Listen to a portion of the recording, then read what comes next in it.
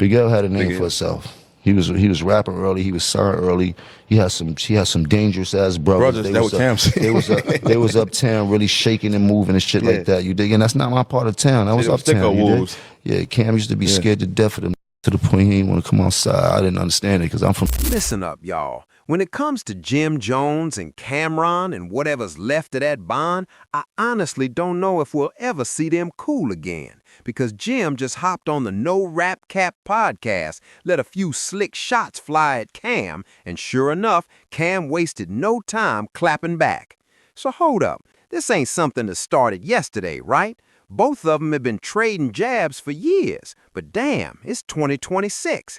Can we at least try to lead by example? You feel me? For the younger generation especially, because in my eyes, there's a crazy amount of money and legacy that could have been built, but politics, egos, old beef, and all this quiet tension keep getting in the way, and here we are, second week of 2026, with Cam and Jim still firing shots.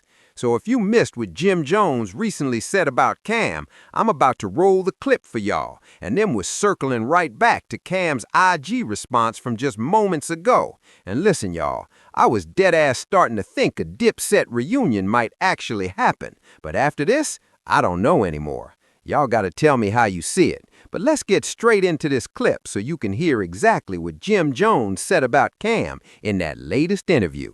Check this out, y'all. I'm from downtown. You heard? We had our own set of killers. The Rap Cap Podcast. Dame Impact in Harlem was nothing.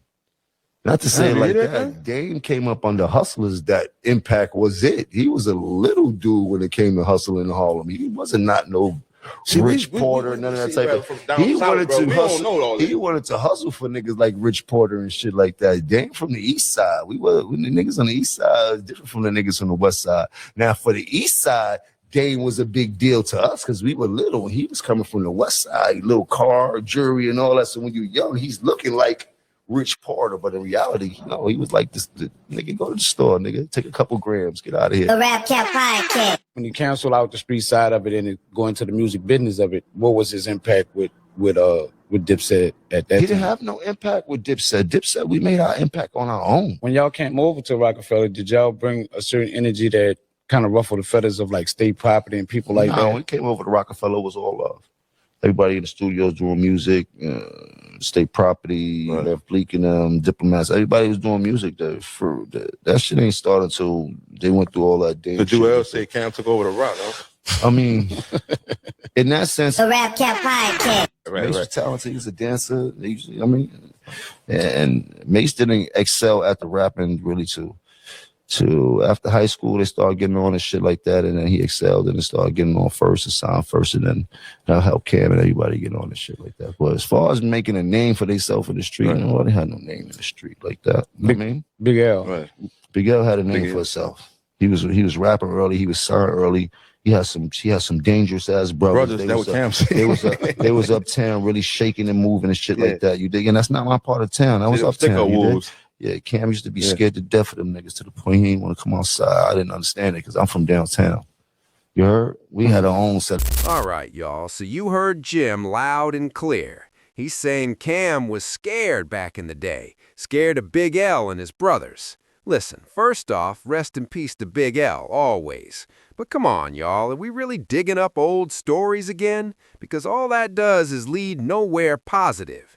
From the outside looking in, it just comes off like you're kicking Cam in the back, the same dude who helped put you in position in the first place. And that's what looks wild. No matter how you personally feel behind closed doors, because let's be real, the public may never know the full truth of what really went down.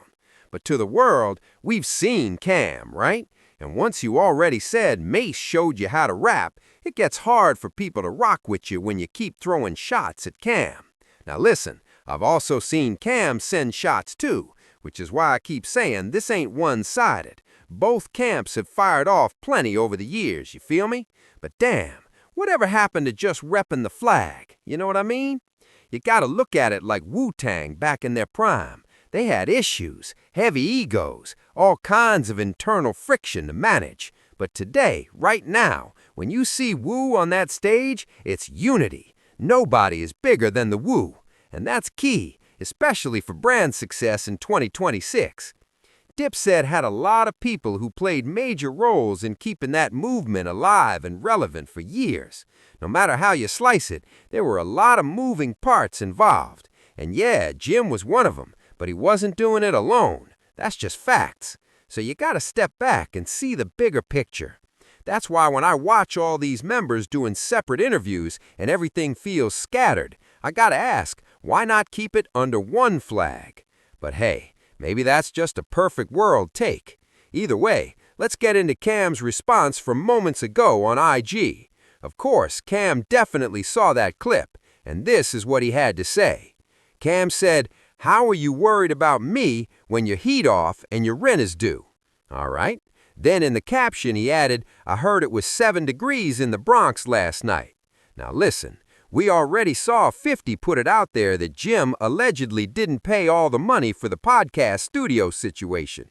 Listen, man, it's just nasty work when you look at the whole picture, because it's 2026. Everybody's in a different chapter of their career now.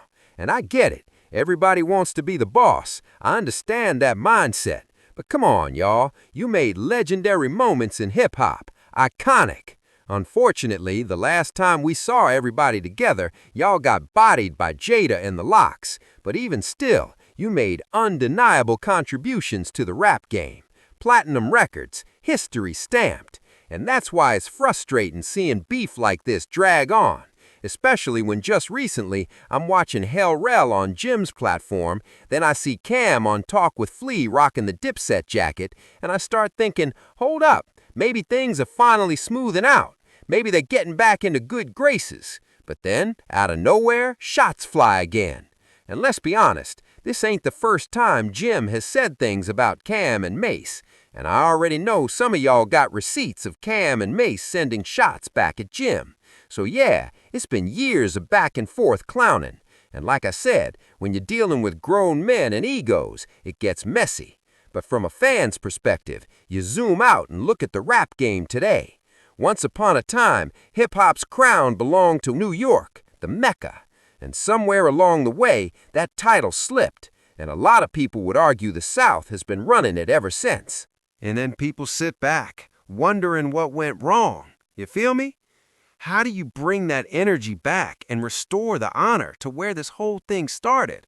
To me, the only real way is moving smarter and doing better right now, not yesterday. Let's be real for a second. All this beefing and backstabbing, I don't see how that adds any value. Not to the flag, not to the movement y'all built from the ground up.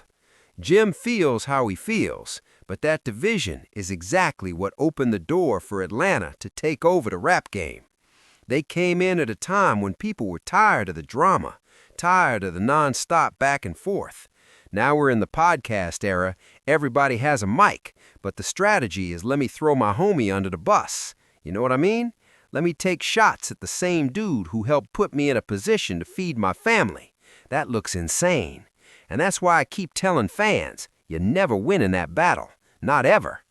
And when you really think about it, so much money got left on the table. It was the same story with Max B. I'm sitting there like, yo, you had one person who could have unified all these different entities, especially with his return. Because let's not rewrite history. Max made records with Jim. He and Stack Bundles. Come on now. Like I keep asking, what example are we setting? But as of today, this is where things stand between Cam and Jim Jones. I'm hoping that at some point they actually sit down and have that real conversation, because this isn't the first time they've gone back and forth, and we've already seen moments where they ended up back on stage together. But the more I watch Jim in these interviews and see how he moves, it's like, yo, and I gotta keep it fair, the same applies to Cam. I'm gonna be honest, now and then Cam can be on his type of time too.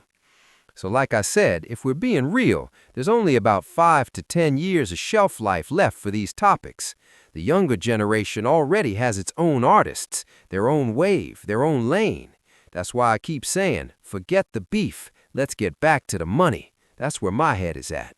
But all right, enough of me on the soapbox. Y'all tell me what you think about this back and forth between Jim Jones and Cam'ron. Do you agree with some of the points I made in this video about their history? Because everyone involved on that side made major contributions to hip-hop, real impact. And when you see them today rehashing old moments and old memories, it gets sensitive fast. You saw what happened the moment Big L's name got brought up. You know exactly what I mean. So again, we got to start zooming out and looking at the bigger picture.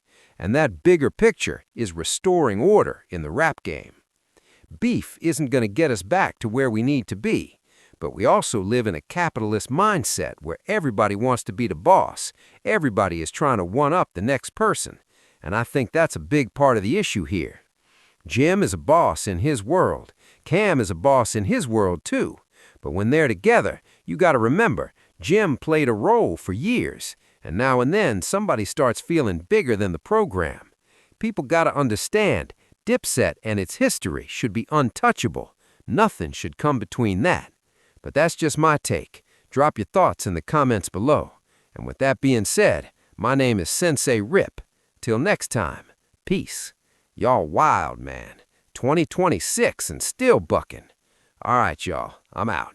Peace.